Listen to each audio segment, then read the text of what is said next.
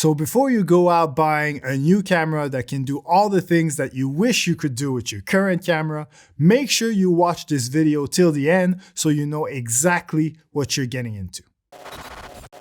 Hey guys, my name is E. I'm a professional sports videographer, and as you may or may not know, my last video was a review of this guy, the Sony FX30, which is an amazing camera for the price, especially if you currently own a more beginner / entry level camera and you really want to improve the image quality of your videos. You want to be able to film at high frame rates in 4K, and you really want to move away from the struggle of filming in low light conditions. If this all sounds like what you want, then this Sony FX30 is really where it's at for you.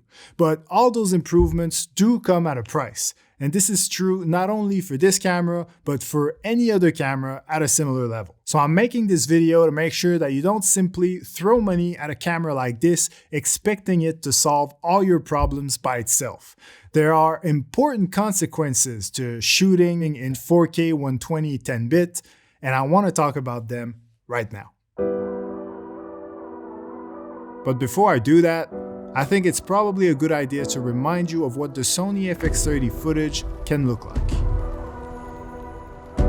So here we are at a basketball game that I shot with the FX30 in 4K resolution, 120 frames per second, and 10-bit color depth.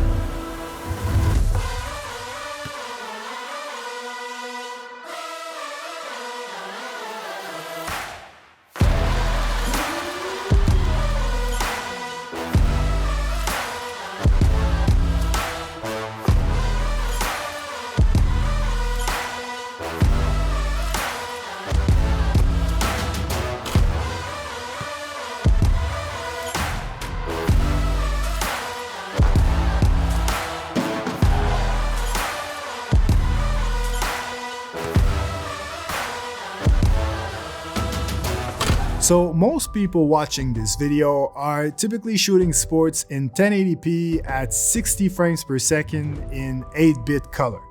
So if you do make the transition to a camera like the Sony FX30, you're now looking at shooting in 4K at 120 frames per second in 10-bit color. That's how you'll get the best bang for your buck, basically. But by doing that, you're doubling the amount of frames, you're doubling the amount of pixels per frames, and you're going from 16 million colors to over 1 billion colors. So obviously that's a lot more data, which means a few things. First of all, you're gonna need new SD cards, not just because they need to be bigger, but also because they need to be way faster.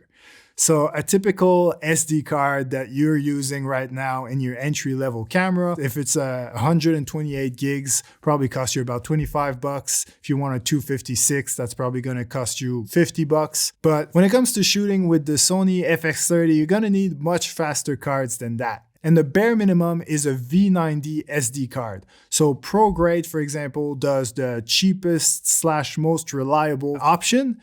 And that at 128 gig is gonna take you back $145. And the 256 gig is gonna cost you about $270. So that's a lot more money to spend on SD cards. And obviously more data also impacts your storage on your computer, so you'll probably need an extra external hard drive to keep up with the demand. But speaking of your computer, the other thing you should know is that if you're shooting at 4K 120 10-bit, you basically gonna have two choices. You're either gonna have to buy a new computer or start editing using proxies.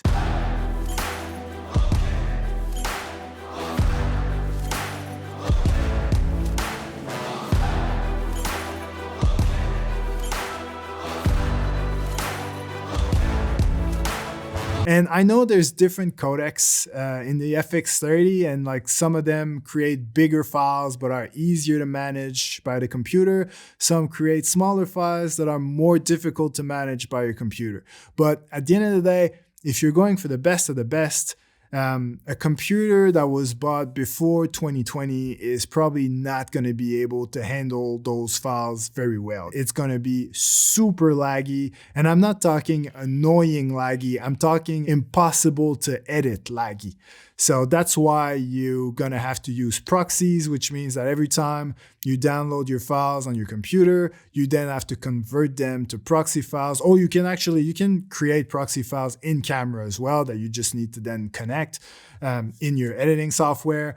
But yeah, ultimately it's an extra step that you have to go through, or you have to buy a new computer. For example, when I bought my Sony FX30 a year ago, I couldn't edit on my iMac Pro, my 2018. Yeah, it was a 2018 iMac Pro, and I just couldn't edit any 4K 120 footage on it. So I had to create proxies for a while. Eventually, I got tired of doing that, and I bought MacBook Pro M1 Max, and since I've done that, like everything's running smoothly, no proxies, no problem, everything's good. I'm in full quality, no lagging, life is good, but that obviously cost me a lot of money.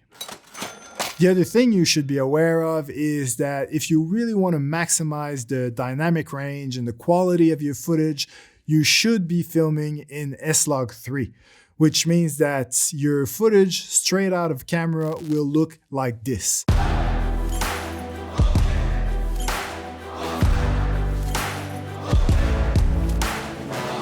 After that, you need in post-production to work on bringing back the contrast and bringing back the saturation. And then if you want, you can color grade and give your footage the look that you want, but you can't just straight out of camera, edit something and boom, it's ready to go. S-Log3 footage needs extra steps in post that you may not be used to. So that will ultimately be extra work for you. But there is an S-Cinetone profile on this camera, as there's also like many other profiles like that you would be used to if you film with other Sony cameras, like the Cine profiles and the HLG profiles. But the S-Cinetone is much better than those. It looks better, it's more dynamic range, all these things. And that one doesn't need to be color graded. You can just use it straight out of camera. But the problem is when it comes to low light conditions, you get the best results in S-Log3. The reason for that is the dual base ISO. A base ISO is the ISO value at which there is no grain in your image. And the great thing about the Sony FX30 is that there is two base ISOs, but the base ISO value changes with the picture profile that you're using. So for example, in S-Log3, the base ISO value is 800, but then there's another base ISO at 2500. So basically, if you're in the dark and you're cranking up the ISO from 800, 1000, 12,000, 50, there'll be a bit more grain each time. And then when you'll hit 2500, the grain will disappear. So that's awesome. But if you're shooting in S-Cinetone, the base ISO values change. All of a sudden, your base ISO is 100 and 400. So there's not that much difference, obviously, and 400 is way lower than 2500. So if you want to really have great looking footage in low light conditions, you'll have to shoot in S-Log3, which means that you have to do more work in post-production. So yeah, if you're not afraid of working with log footage, then the Sony FX30 is definitely the camera for you. And it is a camera for anybody who really wants to take their videography seriously, because this is a step that you're gonna have to get to one of these days if you want to get better. And like anything in life, if you want great result, you have to put effort. It's not just all done by the camera. It's not magic. It's not easy. There is a certain amount of work to put in to get the best results. This is why some videos look awesome and others look meh. On that note, if you still haven't watched my Sony FX30 review, you should definitely do that now. Otherwise, thank you for watching, and I'll catch you in the next one.